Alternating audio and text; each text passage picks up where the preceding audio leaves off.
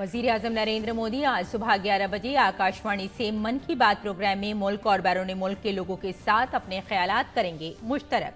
Programme Akashvani और दूरदर्शन के तमाम नेटवर्क पर किया जाएगा नश्र।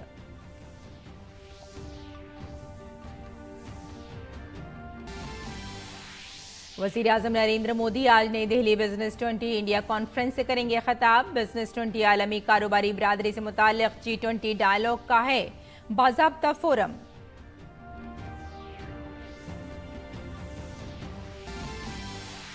महकमा मौसमियात ने अगले 2 दिनों में शुमाल मशरक़ी भारत और मगरबी बंगाल में हिमालय के नशेबी इलाकों में तेज बारिश की पेशगोई की। जनूबी कोंकण और गोवा में भी आज मूसलाधार बारिश का इम्कान।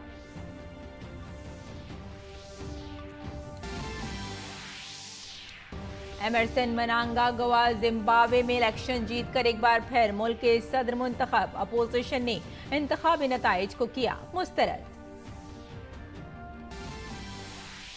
ब्लाइंड खिलाड़ियों के बैनुल-अक़वामी खेलों में भारतीय खवातीन ब्लाइंड क्रिकेट टीम ने फाइनल में ऑस्ट्रेलिया को शिकस्त देकर जीता तलाई तमगा।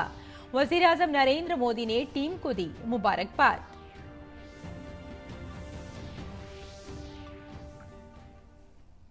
आदाब नाज़रीन, खबरनामे में आपका इस्तकबाल है। मैं हूं आपके साथ रेशमा फारूकी। आइए तफसील से आप खबरों को नजर डालते हैं। वज़ीर-ए-आज़म नरेंद्र मोदी आज सुबह 11 बजे ऑल इंडिया रेडियो पर मन की बात प्रोग्राम में मुल्क और बैरून मुल्क के लोगों के साथ अपने ख्यालात मुश्तरक करेंगे। ये प्रोग्राम ऑल इंडिया रेडियो और दूरदर्शन के पूरे नेटवर्क पर नश्र किया जाएगा। ये ऑल इंडिया रेडियो की वेबसाइट और news on air mobile app पर भी नश्र होगा। मन की बात प्रोग्राम को दूरदर्शन न्यूज़, वज़ीर-ए-आज़म के दफ्तर और वज़ारत इत्तलात और नशरियात के यूट्यूब चैनल्स पर भी बराह रास्त नश्र किया जाएगा। ऑल इंडिया रेडियो हिंदी में नश्र होने के फौरी बाद इस प्रोग्राम को इलाकाई ज़बानों में भी नश्र करेगा। नई दिल्ली में बिजनेस 20 इंडिया समिट से वज़ीर-ए-आज़म नरेंद्र मोदी आज खिताब करेंगे। काबिल जिक्र है कि 3 रोज़ा कॉन्फ्रेंस जुमे को शुरू हुई थी। बिजनेस 20 आलमी कारोबारी बिरादरी के लिए G20 डायलॉग का बाज़ाब्ता फोरम है। B20 जो 2010 में कायम हुआ था, इस ग्रुप की अहम तंजीमों में से एक है जिसमें कंपनियां और तिजारती तंजीमें शरीक हैं। पीएम ने ट्वीट करते हुए बताया कि 27 अगस्त को दोपहर 12 बजे मैं B20 समिट इंडिया 2023 से खिताब करूंगा।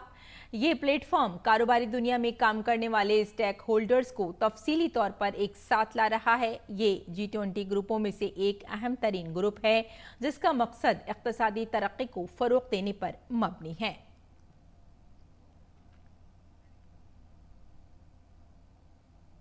वहीं मरकजी तालीम और हुनर के वजीर धर्मेंद्र प्रधान ने हफ्ते को दारुल हुकूमत दिल्ली में मुनक़िदा B20 समिट में शिरकत की। इस मुलाकात के दौरान उन्होंने कहा कि हमें ज़्यादा से ज़्यादा हुनरमंदी को फ़रोग़ देना चाहिए ताकि आलमी सतह पर कुछ बड़ा किया जा सके। In our skill sector, we are very focused on certain area, as I said, coding, AI, AR, VR, drone technologies, and skilled manpower for semiconductors. There is a mission especially. I have to create an instrument. How can I create a bridge between Indian talent pool, Indian institution, and need of the industry? And we have to work together. Our effort is not only going to benefit Indian, though India is a very robust and captive market today in all front, but beyond that, we have our responsibility and we have our priority in the global map also. नायब सदर जमहूरिया जगदीप धनखड़ आज राजस्थान का दौरा करेंगे। इस एक रोजा दौरे में वो जयपुर और अपने आबाई जिला झुंझुनू जाएंगे। नायब सदर जमहूरिया सबसे पहले झुंझुनू जिले के लोहारगल पहुंचेंगे और वहां के मशहूर सूरज मंदिर में पूजा करेंगे। इसके बाद वो रानी शक्ति मंदिर जाएंगे। नायब सदर जमहूरिया झुंझुनू के सैनिक स्कूल पहुंचेंगे, जहां वो स्कूल के असातिज़ा और तलबा से खिताब करेंगे। नायब सदर जमहूरिया खुद भी सैनिक स्कूल के साबिक तालिबे इल्म हैं और गुज़िश्ता हफ्ते ही उन्होंने चित्तौड़गढ़ में अपने स्कूल का दौरा किया था। झुंझुनू में जिले में अपने प्रोग्रामों के बाद नायब सदर जमहूरिया जयपुर पहुंचेंगे, जहां वो नेशनल इंस्टीट्यूट ऑफ आयुर्वेद की तरफ से मुनक्किदा प्रोग्राम में बतौर मेहमान खुसूसी शिरकत करेंगे।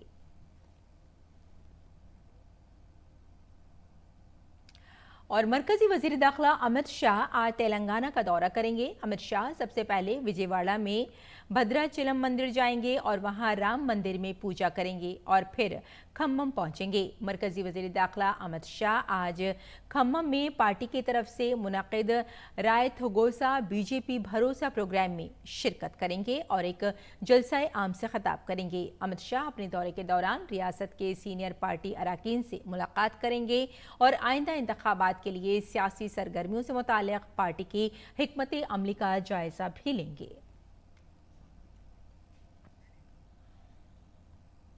मरकजी वजीर दाखिला अमित शाह ने कहा है कि मरकज की एनडीए सरकार ने किसानों की जिंदगियों को बेहतर बनाने के लिए कई इकदाम किए हैं और कई स्कीमें शुरू की हैं। अमित शाह कल गंगापुर सिटी में सहकारी किसान सम्मेलन से खिताब कर रहे थे। उन्होंने कहा कि 2014 से पहले किसानों के लिए 22,000 करोड़ का बजट मुख्तस था, लेकिन वजीर आजम नरेंद्र मोदी की क़यादत वाली हुकूमत ने इसे 6 गुना बढ़ाकर 1,25,000 करोड़ कर दिया है। किसानों को 7 लाख करोड़ का कर्ज फराहम किया गया है। उन्होंने कहा कि फसलों की इमदादी कीमत में मुसलसल इजाफा किया जा रहा है। बिजली की कटौती पर राजस्थान में कांग्रेस हुकूमत को निशाना बनाते हुए उन्होंने कहा कि रियासत में किसानों को बिजली नहीं मिल रही है, अब वहां बिजली की खरीदारी में भी धांधली हो रही है। बीजेपी के कौमी सदर जेपी नड्डा आज उत्तराखंड का दौरा करेंगे। इस दौरान नड्डा पार्टी की कोर कमेटी की मीटिंग के साथ साथ मुख्तलिफ अहम प्रोग्रामों में भी हिस्सा लेंगे। नड्डा इस दौरे का आगाज ऋषिकुल यूनिवर्सिटी हरिद्वार के अहाते में वाक़े अमृत वाटिका में दरख्त लगाकर करेंगे। शजरकारी के बाद नड्डा हरिद्वार असेंबली के बूथ नंबर 174 पर लोगों के साथ मन की बात प्रोग्राम में शामिल होंगे। वो देव संस्कृत विश्वविद्यालय के वसुदेव कुटुंबकम लेक्चर सीरीज से भी खिताब करेंगे। नीज नड्डा पार्टी की रियासती कोर कमेटी के इजलास में शिरकत करेंगे। मीटिंग में रियासती सदर महेंद्र भट्ट, वजीर आला पुष्कर सिंह धामी, साबिक वजीर आला और अरकान पार्लिमान समेत कई पार्टी लीडर वहां मौजूद रहेंगे। जेपी नड्डा हर की पौड़ी पर गंगा आरती में शामिल होकर पूजा भी करेंगे।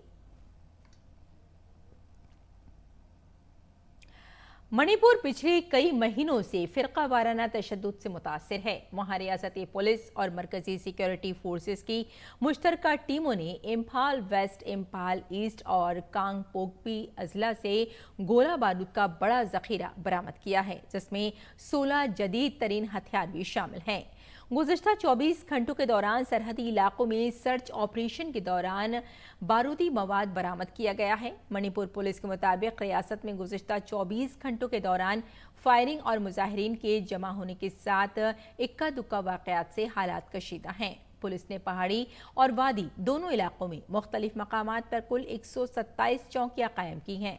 पुलिस ने रियासत के मुख्तलिफ अजला में हिफाजती पाबंदियों की खिलाफ वर्जी के सिलसिले में 2257 अफराद को हिरासत में लिया है।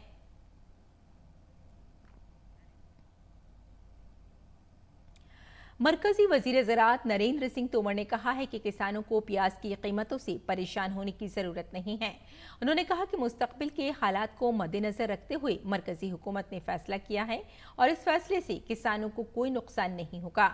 मरकजी वजीर ने कहा कि इस बात का पूरा ख्याल रखा गया है कि किसी भी किसान को कम कीमत ना मिले, इसके लिए खुसूसी इंतजाम किए गए हैं। आज में किसी भी किसान को परेशान होने की जरूरत नहीं है। केंद्र सरकार ने आने वाले परिस्थितियों को दृष्टिगत रखते हुए निर्णय किया है, लेकिन साथ ही साथ इस बात की भी गारंटी है कि किसी भी किसान को दाम कम न मिले, इसका पर्याप्त प्रबंधन किया गया है और नेफेड प्याज खरीदने का काम कर रहा है। वजारत जल शक्ति ने छोटी आपाशी स्कीमों की छठी शुमारियात की रिपोर्ट जारी की है। रिपोर्ट के मुताबिक मुल्क में 2,31,40,000 छोटी आपाशी स्कीमें हैं। इनमें से 2,19,30,000 जेर जमीन पानी और 12,10,000 सतही पानी की स्कीमें हैं। ज्यादातर छोटी आपाशी स्कीमें उत्तर प्रदेश में हैं। इसके बाद महाराष्ट्र, मध्य प्रदेश और तमिलनाडु दूसरे नंबर पर फहरिस्त में हैं। जेर जमीन पानी की स्कीमों में महाराष्ट्र सबसे सरे फहरिस्त है। बादजा कर्नाटक, तेलंगाना, ओडिशा और झारखंड का नंबर आता है। गुज़िश्ता मरदमशुमारियात के मुकाबले छोटी स्कीमों में तकरीबन 14,20,000 का इजाफा हुआ है।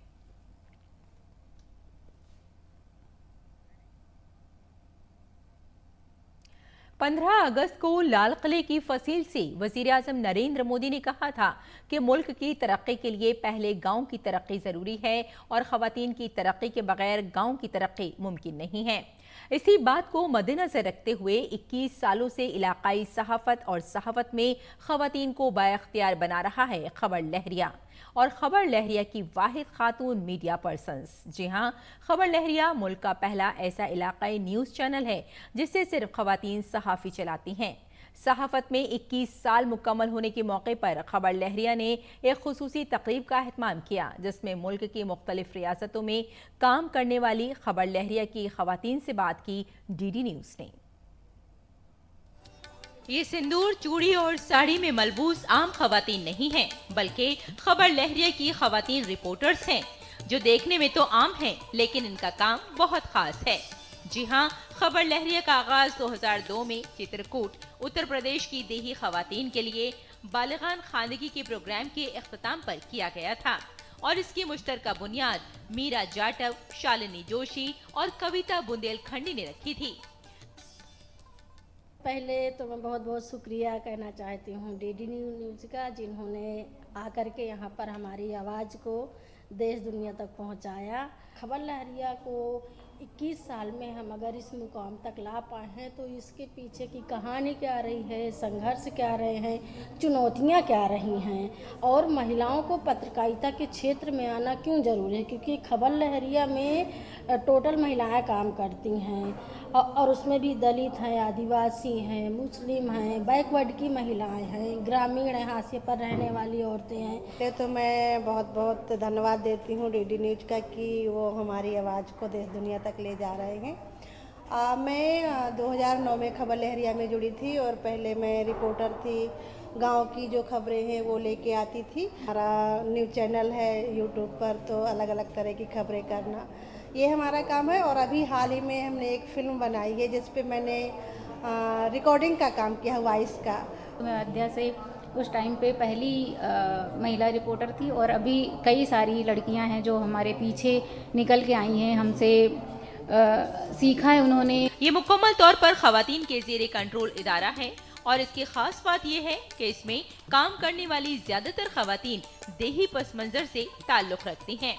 इसकी शुरुआत 7 खवातीन के अमले से हुई, जिन्होंने बुंदेली और हिंदी जबानों में एक अखबार निकाला। खबर लहरिया में कुछ खवातीन ऐसी हैं जिन्होंने सिर्फ 5वीं या फिर 8वीं जमात तक तालीम हासिल की है, यानी जो खवातीन खबर लहरिया में काम करती हैं वो प्रोफेशनल रिपोर्टर्स नहीं हैं, लेकिन इन खवातीन ने मकामी मसाइल को मौसर तरीके से आवाम तक पहुंचाया है।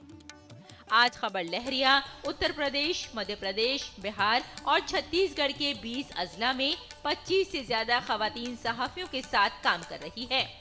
खबर लहरिया मुल्क में खवातीन के जरिए चलाई जाने वाली आजाद देही खबरों का वाहिद ब्रांड है, जो तकरीबन 21 साल से मुल्क की खिदमत में मसरूफ है। इस सफर को तय करते हुए आज खबर लहरिया मुख्तलिफ डिजिटल प्लेटफॉर्म्स के जरिए हर माह तकरीबन 15 लाख लोगों तक अपनी खबरें पहुंचा रहा है। दुनिया का सबसे बड़ा लोकतांत्रिक देश भारत और भारत का लोकतंत्र में सबसे चौथा और सबसे मजबूत स्तंभ है पत्रकारिता। और आंचलिक पत्रकारिता के बिना किसी भी पत्रकारिता का स्वरूप मजबूत नहीं हो सकता। देश के अंदर आंचलिक पत्रकारिता को, या यूँ कहें कि महिला सशक्तिकरण के ज़रिए पत्रकारिता को मजबूत कर रही हैं कविता जी, खबर लहरिया की महिला पत्रकार। खबर लहरिया को आज काम करते हुए 21 साल हो चुके हैं। ये जश्न भी है और देश भर की महिलाओं के लिए एक मौका भी है कि आप कुछ भी कर सकती हैं। Sangeeta Agarwal, DD news, Delhi. आसाम और मेघालय में शदीद बारिश की पेशगोई करते हुए महकमा मौसमियात ने दोनों रियासतों के लिए ऑरेंज अलर्ट जारी किया है। महकमा मौसमियात के अलर्ट के बाद आसाम और मेघालय में सैलाब की वजह से हालात मजीद खराब होने का खदशा है। आसाम के 3 अजला चिरांग, धीमाजी और कोकराझार के 71 गांव अब भी सैलाब से मुतासिर हैं। आसाम में नांगला मोड़ घाट में दसांग नदी और निमाटी घाट पर ब्रह्मपुत्रा नदी खतरे के निशान से ऊपर बह रही है। सैलाब से मुतासरा लोगों की मदद के लिए धीमाजी और चिरांग में इमदादी तकसीम के 21 मराकज़ कायम किए गए हैं। आसाम के काझर, करीमगंज और शिव सागर में सैलाब की वजह से इत्तलात हैं।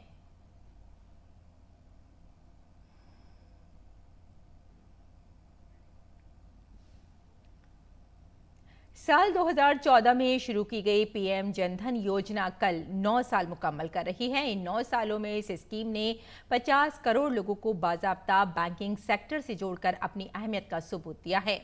दूरदर्शन न्यूज़ के नुमाइंदे ने इस स्कीम के मुख्तलिफ पहलुओं पर वजारत खजाना के मालियाती खदमात के महकमे के सेक्रेटरी विवेक जोशी के साथ खुसूसी बातचीत की।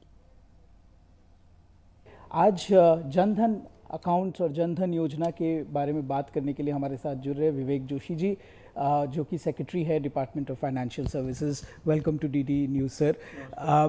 पहले आप ये बताइए, जो 9 साल का जर्नी है ये कैसा रहा? 9 साल की जर्नी हमारी जनधन योजना को लेके बहुत अच्छी रही और बड़े हर्ष का विषय है कि अभी हमारे 50 करोड़ से ज़्यादा अकाउंट हो गए हैं इस नवी वर्षगांठ में। जैसा आपको पता है कि 28 अगस्त 2014 को ये योजना ऑनरेबल पीएम के द्वारा लॉन्च की गई थी। और अगर हम देखें जर्नी के बारे में, तो हम अगर 2015 से डाटा लेके उसे अब तक के डाटा में कंपेयर करें तो ये पाया गया कि हमारे पास मार्च 2015 तक करीब 15,000 करोड़ रुपए थे इन खातों में, जो कि अब बढ़ करके 2 लाख करोड़ हो गया है, जो कि एक बहुत बड़ा अचीवमेंट है। से जो इन अकाउंट्स के साथ डेबिट कार्ड हैं, रुपए के डेबिट कार्ड भी दिए जा रहे हैं, जिनकी संख्या 2015 मार्च में सिर्फ 13 करोड़ थी। आज के दिन में वो संख्या बढ़ के 34 करोड़ हो गई है। एक पर्टिकुलर संस्था का कार्य नहीं है, कार्य एक कैंपेन के रूप में चलाया गया है माननीय प्रधानमंत्री जी के नेतृत्व में, और जिसमें हमने विभिन्न विभागों को इन्वॉल्व किया। हमारे बैंक की जो ब्रांचें हैं उनका काफ़ी बड़ा इसमें रोल रहा है। जो सेल्फ हेल्प ग्रुप हैं, स्वयं सहायता समूह हैं, उनका काफ़ी बड़ा रोल रहा है। और समय समय पे जो बैंकों के द्वारा इसमें अपने लोकल लेवल पे, विलेज के लेवल पे कई कैंप्स लगाए जाते हैं, जिनमें कि सबको प्रेरित किया जाता है इस अकाउंट खुलवाने के लिए, उनका बड़ा योगदान रहा है। समय समय पे बहुत हर स्तर पे इसकी मॉनिटरिंग की जाती है। इसको और भी आगे बढ़ाने के लिए आपका और क्या प्रयास होगा? अभी हमारी एक कैंपेन जो 4 महीने की थी वो जुलाई में ही ख़त्म हुई है, जिसमें तमाम कैंप लगाए गए गांव-गांव में। अब हम फिर से इस प्रकार की एक कैंपेन चलाएंगे अक्टूबर के महीने से, और उसमें बैंकों के माध्यम से हम क्या करते हैं कि लोगों को एक जगह इकट्ठा करते हैं 3-4 गाँव के। वहाँ पे सरकार के सिर्फ जन धन योजना के बारे में नहीं, इससे जो एसोसिएटेड अन्य योजनाएं हैं, जैसे प्रधानमंत्री जीवन ज्योति बीमा योजना है, प्रधानमंत्री सुरक्षा बीमा योजना है, अथवा अटल पेंशन योजना है, इसके बारे में जानकारी जो वहाँ पे लोग होते हैं उनको दी जाती है, उनको प्रेरित किया जाता है। और with camera person Kumar Dutt, मैं दिव्येंदु मंडल, डीडी न्यूज़ के लिए। धन्यवाद। और प्रधानमंत्री जनधन योजना आम लोगों की जिंदगियों में काफी तब्दीली लाई है। महाराष्ट्र के अकोला जिले के नंदा शिंदे इस स्कीम को खवातीन के लिए किसी अहम जराये से कम नहीं समझती हैं। जनधन योजना का मुझे बहुत लाभ मिला है। इसमें 0 बैलेंस से खाता चालू होता है। कोरोना काल में ये योजना में 500 रुपये मिले थे और उज्ज्वला गैस भी मिला। इस योजना से बहुत लाभ हुआ और बैंक में सब लेडीज़ का सम्मान होता है। पीएम जनधन योजना की फ़ायदा उठाने वाली खातून भाग्यश्री ने बताया कि इससे ख़वातीन को काफ़ी फ़ायदा हुआ है। जनधन एक अकाउंट ओपन किया है, उसमें हमने अकाउंट ओपन करने में 1 रुपया भी नहीं भरा है, तो उसके लिए हम लेडीज़ के लिए बहुत उपयुक्त फ़ायदा हुआ है। उसके लिए हमें सिलेंडर की सब्सिडी रहो या फिर बीमा रहो, हमें फ्री मिला है सरकार की तरफ से। तो केंद्र सरकार की हमारे लेडीज़ के लिए बहुत ही अच्छा और बिना पैसे वाला अकाउंट ओपन करके दिया। और मरकज़ के ज़ेरे इंतज़ाम इलाके दमन, दीव और दादर और नगर हवेली में सियाहत को मुसलसल फ़रोग़ मिल रहा है। इसके तहत कई प्रोग्राम भी मुनक़्क़िद किए जा रहे हैं। इसी सिलसिले में वहाँ के मुंतज़िम प्रफुल्ल पटेल ने देवका नमोपत में मानसून फेस्टिवल सकाफ़ती परेड का इफ्तिताह किया। इसमें कई रियासतों के फ़नकारों के साथ साथ मुकामी फ़नकारों ने भी शानदार प्रेजेंटेशन दिया। परेड में 600 से ज़ायद फ़नकारों ने हिस्सा लिया। इस मौके पर लोगों की बड़ी तादाद मौजूद थी। और आइए अब नजर डालते हैं दिल्ली से शाये कुछ उर्दू अखबारात पर।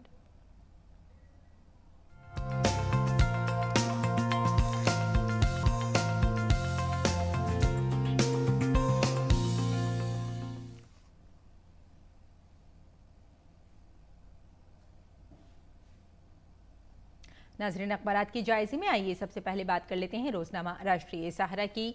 राष्ट्रीय सहारा के सफ़े अव्वल की सुर्खी है, वज़ीर आज़म नरेंद्र मोदी ने 23 अगस्त को कौमी खलाई दिन के तौर पर मनाने का ऐलान किया है। आपको बता दें कि इसरो की टीम से वज़ीर आज़म नरेंद्र मोदी ने कल मुलाकात की थी। चंद्रयान 3 की लैंडर्स के उतरने की जगह को शिव शक्ति के नाम से अब जाना जाएगा। वज़ीर आज़म नरेंद्र मोदी ने कल इस बात का बयान दिया और बताया इसरो में, और कहा कि हिंदुस्तान की खलाई सनत को $16 मिलियन तक पहुंचाने का हदफ रखा गया है। और आइए नाज़रीन, अब इसी अखबार की अगली सुर्खी पर नज़र डाल लेते हैं। अगली सुर्खी भी इसी से मुताल्लिक़ है। आपको बता दें कि चंद्रयान 3 की कामयाब लैंडिंग के बाद अब इसरो सूरज के मुताले के लिए शमसी मिशन 2 सितंबर को शुरू करने की तैयारी में मसरूफ़ है। तो ये भी एक अच्छा और कामयाब अमल कहलाएगा इसरो का। और अगली खबर पर भी नज़र डाल लेते हैं। तमिलनाडु के मदुरई रेलवे स्टेशन पर कल आपको बता दें यहाँ पर कि ट्रेन में सिलेंडर धमाका हुआ और 10 मुसाफिर हलाक बताए जा रहे हैं और 20 मुसाफिर इसमें ज़ख्मी हैं और हस्पताल में उनको दाखिल करा दिया गया है। जितने भी मुसाफिर ज़ख्मी हैं और महलूकीन के कुनबों को 10-10 लाख रुपए का मुआवजा भी दिया जाएगा। और आइए अब नज़र डाल लेते हैं रोज़नामा हिंदुस्तान एक्सप्रेस पर। हिंदुस्तान एक्सप्रेस की खबर है कि मुल्क की इक़्तिसादी तरक्की के लिए महंगाई को कंट्रोल करना बेहद ज़रूरी है। वज़ीर ख़जाना निर्मला सीतारमन का बयान है। और आपको यहाँ बताते चलें कि साथ ही वज़ीर ख़जाना ने यह भी कहा है कि अफराती ज़र में इजाफे से मईशत में मांग कमज़ोर होती है और शरह सूद को तवील अरसे तक ज़्यादा रखना सही नहीं है। और मरकज़ी वज़ीर पीयूष गोयल ने भी नाज़रीन बयान दिया है और कहा है 25 सालों में $35 ट्रिलियन की मईशत का हदफ है। और आइए अब नज़र डाल लेते हैं अगली खबर पर। आपको बता दें कि मिडगास्कर के एक स्टेडियम में भगदड़ मच गई और 12 अफराद हलाक हो गए हैं। और अगली खबर हमने ली है रोज़नामा हमारा समाज से। इटली के शहर मिलान में गर्मी का 260 साला रिकॉर्ड टूट चुका है और अभी भी बताया जा रहा है कि वहाँ हीट वेव्स जो हैं लगातार जारी हैं, जिससे वहाँ के लोग काफ़ी परेशान बताए जा रहे हैं। और इसी अखबार की अगली सुर्खी भी देख लेते हैं। अगली सुर्खी हमने इसी अखबार से ली है नाजरीन, जो कि ब्रिक्स से मुताल्लिक़ है। जनूबी अफ्रीका के वज़ीर ख़ारजा का ये बयान है कि ब्रिक्स पार्लिमानी फोरम का इजलास अक्टूबर में होने का इम्कान उन्होंने बताया है। और अगली ख़बर भी देख लेते हैं। अगली ख़बर भी हमने इसी अखबार से ली है। आपको बता दें कि निहत्ते नमाजियों पर इसराइल का जुल्म व सितम है और कमज़ोरी और बुज़दिली का मुज़ाहरा किया गया है। और ये बताया गया है, इमाम मस्जिद अक्सा ने यह बयान दिया है और कहा है कि ये अमल जो है नहायत ही गलत है।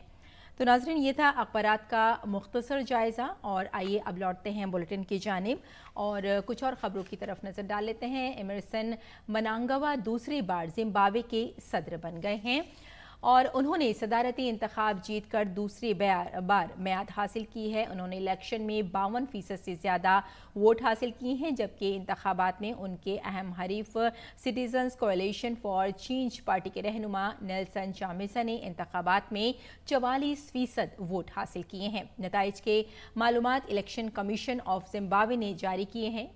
मनांगवा को 2017 की फौजी बगावत के बाद रॉबर्ट मुगाबे से इक़्तिदार की कमान संभालने को मिली थी। इसके बाद इलेक्शन करवाने की जिम्मेदारी उन पर आ गई। मनांगवा की पार्टी ZANU-PF 4 दहाइयों से ज्यादा अरसे से इक़्तिदार में है। भारत के स्टार जैवलिन फेंकने वाले नीरज चोपड़ा आलमी एथलेटिक्स चैंपियनशिप में तलाई तमगा जीतने के लिए तैयार हैं। वो आज रात फाइनल में खेलेंगे। नीरज की नजरें इस टूर्नामेंट में पहली बार गोल्ड पर मरकूज होंगी। Olympics, Asian games, Commonwealth games और डायमंड लीग में चैंपियन बनने वाले ये खिलाड़ी सिर्फ आलमी एथलेटिक्स चैंपियनशिप में ही गोल्ड मेडल नहीं जीत सके हैं। नीरज इतवार को गोल्ड मेडल जीतने के लिए कोशिश करेंगे। भारत के नीरज ही नहीं, किशोर जीना और DP मानू ने भी जेवलिन थ्रो के फाइनल में जगह बनाई है। ये पहला मौका है जब आलमी एथलेटिक्स में 3 भारतीय एक साथ फाइनल में पहुंचे हैं। नीरज ने अपने पहले थ्रो में 88.77 मीटर का जेवलिन फेंका। काबिल जिक्र है कि ये उनकी इस सीजन की बेहतरीन कारकर्दगी है। भारतीय मर्दों की 400 मीटर रिले टीम ने हफ्ते को बुडापेस्ट में जारी आलमी चैंपियनशिप में फाइनल राउंड के लिए क्वालिफाई करने के लिए 2 मिनट 59 सेकंड का वक्त लगाकर एशियाई रिकॉर्ड तोड़ दिया है। मोहम्मद अनस याहिया, अमू जैकब, मोहम्मद अजमल, वरिया थोडी और राजेश रमेश की भारतीय टीम ने हीट 1 में अमेरिका की टीम को पीछे छोड़कर फाइनल में जगह बनाने के लिए शानदार कारकर्दगी का मुजाहरा किया।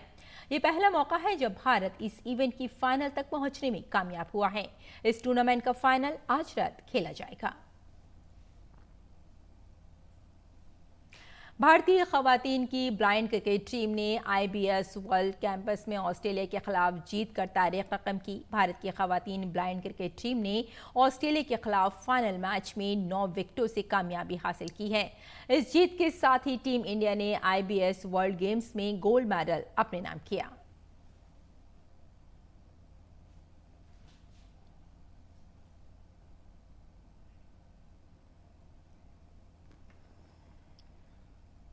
भारतीय बैडमिंटन स्टार HS प्रणॉय को वर्ल्ड बैडमिंटन चैंपियनशिप के सेमीफाइनल में शिकस्त का सामना करना पड़ा है। सेमीफाइनल में प्रणॉय का मुकाबला थाईलैंड के कुलावत वेडिटसन से था। दूसरे गेम में थाईलैंड के खिलाड़ी ने जबरदस्त वापसी की और दूसरा गेम 21-2 से जीत लिया, जबकि तीसरा गेम 21-14 से जीता।